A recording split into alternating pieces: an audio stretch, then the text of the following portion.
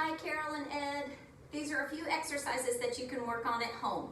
So I'm seated in the chair, and I am going to be maybe at my dining room counter or dining room table, excuse me.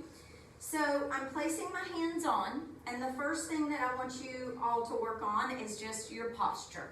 So you want to feel your feet on the ground. You want to feel that you're sitting on your seat. So, or on the bones of the bottom of your pelvis. So you don't want to feel like you're rounding and sitting behind the tail, and you don't want to feel like you're sitting too far forward. So you want to get yourself kind of seated good and upright, right on that seat, and then the idea is to try to stack the ribs on top and then the head on top.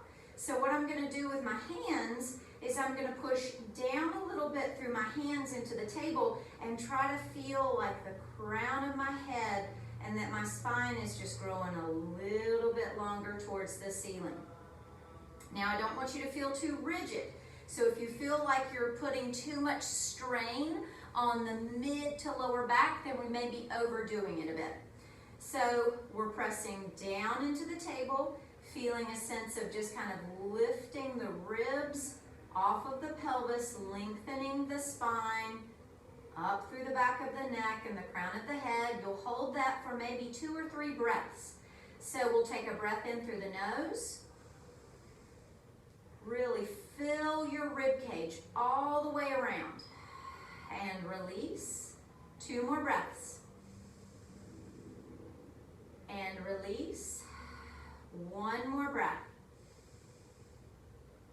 And release. So when I back off of the exercise or I relax the exercise, I may relax a bit, but I don't want to default totally. So from here, I would repeat this maybe about 4 times, pressing down into the table, feeling the length of the spine.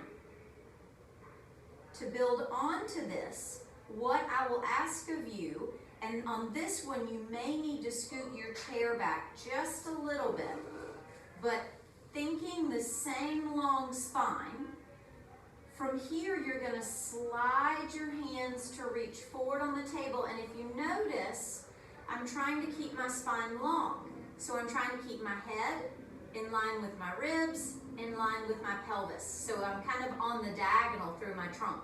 And then I push through my feet actually and bring myself back over my seat. And sliding forward. The idea is to get the weight shift forward in the trunk like I'm about to come up to standing. And then push back. And then hinge forward. And push back. Again, this can be done maybe about 5 to 7 times. If you want to take it up one last notch, I want you to be careful. But what you could do is to build into pretty much pushing up and coming up to standing with that good long spine and that good upright trunk. Thank you.